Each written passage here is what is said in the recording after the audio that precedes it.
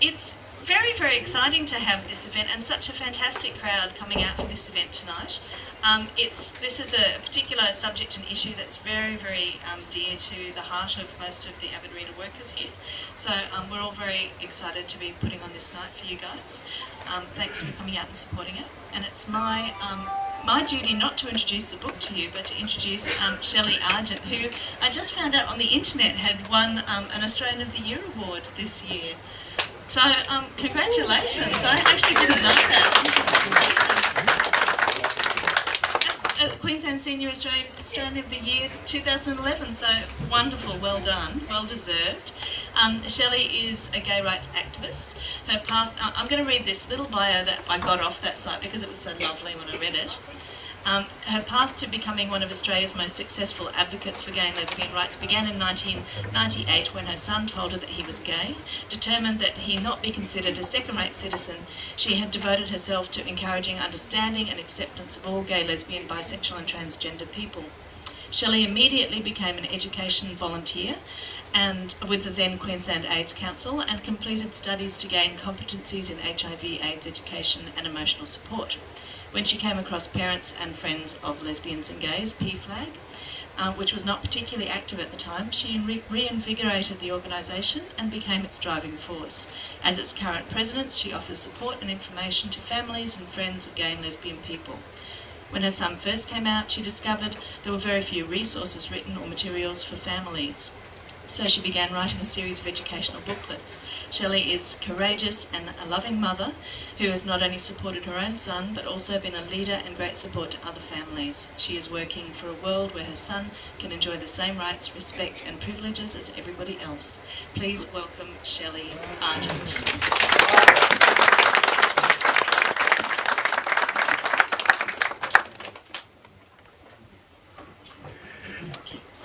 And now, because I did win Queensland Senior, and I'm afraid I might have early onset dementia or something, I always write everything down in case I have a brain snap. So I would like to thank Victor for asking me to launch Speak Now tonight. It must have been a huge task coordinating so many people and their work. And as it turns out, I know many of the people in this book and I know their workload. So I think Victor has done a great job in putting all this together. Marriage equality is an issue close to my heart, as many would know, due to the fact that I have two sons, one straight and one gay, and I can tell you I really get tired of telling that story. But as I point out constantly, that as a parent you bring your children up in a world that you believe to be fair and equal, and as soon as you realise you have an LGBT son or daughter, you suddenly realise you were wrong. I'm also quick to point out that regardless, and this is to the MPs I'm talking about, I'm always quick to point out that regardless of family wealth, we as parents cannot buy or provide equality, the same as we can provide a good education, stable home, love and support. And worse still, regardless of their skills or talents, our sons and daughters can't buy their equality. Marriage is an issue that's becoming a very hot topic here, and I hope will be a huge part of the National Labour Conference in December.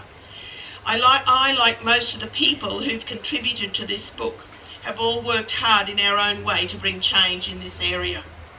It's not that everyone will want to get married, and that isn't the point, but it does come down to the right to choose.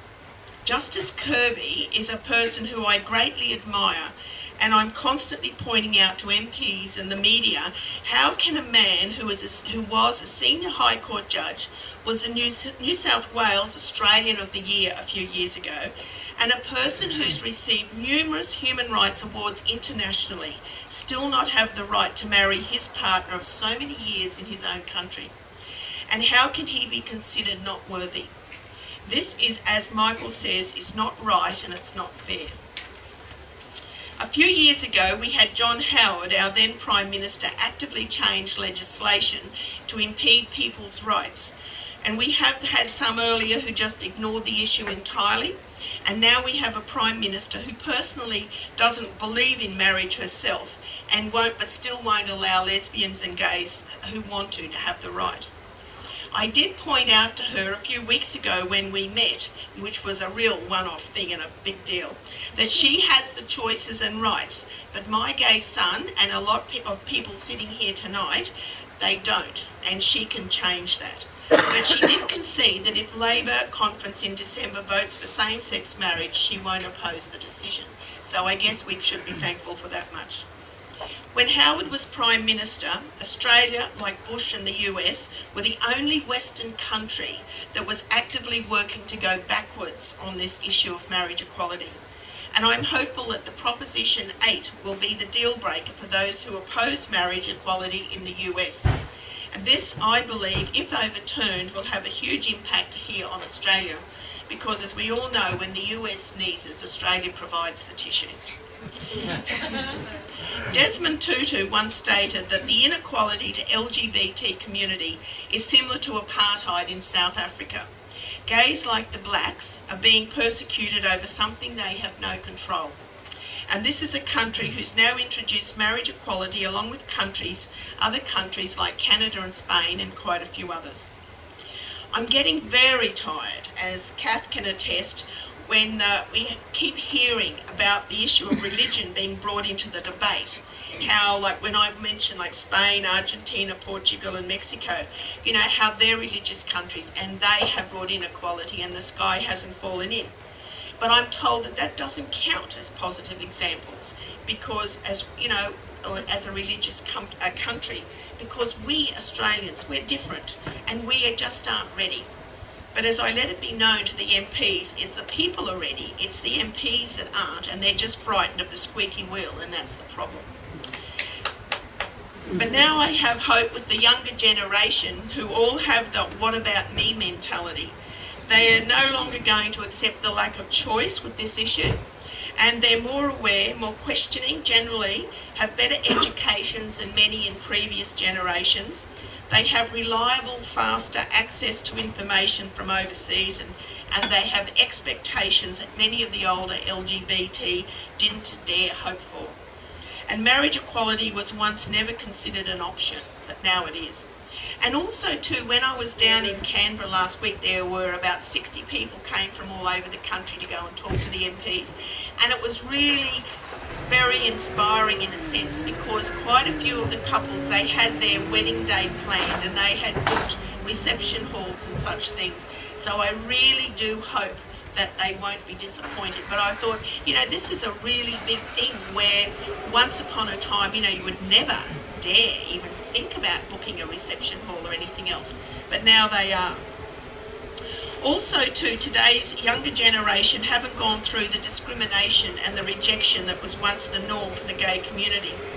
Life isn't always easy for the younger generation these days, but it's still not like it has been in the not too distant past. I suspected my son was gay in 1991 when he was about 11, and homosexuality had only been decriminalised in 1990. So you can imagine my fear, let alone me ever think that I would be standing up fighting for his right to marry, and to see it now as a distinct possibility if all the balls bounce properly after December, or hopefully before the next election. MPs need to understand that society has evolved, relationships in marriage have changed, and people are divorcing and marrying more than once, which creates blended families. We have single mums, we have long-term de facto relationships with couples never choosing to marry. And gone are the fears about Catholics marrying Protestants. I mean, some here, you can laugh, but I can tell you, I remember. It goes with the territory of the age. And now it's a non-issue for most people. And same-sex marriage is just another step in this evolvement. And I'm constantly pointing out to MPs and anyone who'll listen that same-sex couples just want the same as any other couple, which is respect, instant recognition, emotional security, and the opportunity to officially plan a future life together. Marriage to me, and I think to most, isn't about having the piece of paper. It's what the paper represents, and marriage is how society celebrates relationships. It isn't about sex, and it is no longer about children. And marriage, as Rodney Croom suggests, it's about kinship. It's about having brothers-in-law, mothers-in-law, etc. And same-sex couples don't have this. And it's also about officially being part of a family unit. Studies clearly show that couples who marry are more inclined to be faithful, have less mental health issues, and it's having the partner as a safety net or someone to rely on when times are difficult. Studies also show that married couples are more wealthy and live longer. I'm not sure about that, but that's what this... I'm not always sure about the wealth, but anyway. But I keep pushing that one. So as a parent, this is what I want for both my children, not just the straight one. And I've at times been called many names. I've been called a left-wing lesbian. I just love that one, a left-wing lesbian. I don't think I even look like a right-wing lesbian, but anyway.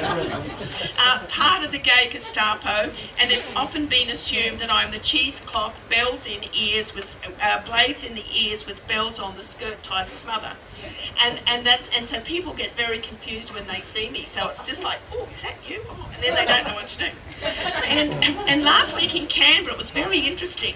I met actually Peter Slipper, and again, Kath can attest to this one. He met us out of courtesy and respect, because he knows that we're always down there, because he's always getting all my mail and my resources and stuff that we send down. But he was actually quite amazed when he saw me, and he said, wow, you're just an ordinary looking mother. You're just normal. And I thought, what did he expect? But he was like so gobsmacked to see two very normal women sitting there talking about gay rights, and he just didn't handle it very well. And I'm sure if he could have voted yes at the time we had him so off guard, he would have done so. I'm also tired of MPs using the logic that children need a mother and a father, and children are better off in a stable home with married parents. So we're quick to point out that they're not just discriminating against the parents, but the children as well. And just because marriage isn't legal for same-sex couples, it doesn't mean they're going to stop having babies. However, there is the double standard now that in most states, same-sex couples can either have their own children, either through ART, artificial reproductive therapy, IVF or surrogacy, and they can also adopt in some states. And many MPs, they just don't get the fact that while worrying about the children, they're continuing the problem for the couples by not allowing them the benefit of providing an officially hopeful, stable family life under the umbrella of marriage. Marriage isn't for everyone, regardless of whether children are involved or not. But couples deserve the right to choose their marital status, not be told they should be thankful for what they've been given. And this is what I'm fighting for, not for my gay son necessary to marry, but for him to have the same rights and choices as his brother. So thank you for listening, and I do hope that this book is a great success, and I do feel it's been launched at a most appropriate time in our history. So I would suggest you enjoy the read, and congratulations to Victor and to everyone who participated in making this book a reality. And I do hope people don't mind if I take excerpts out of the book when I'm writing my letters to the MPs in Canberra. So thank you.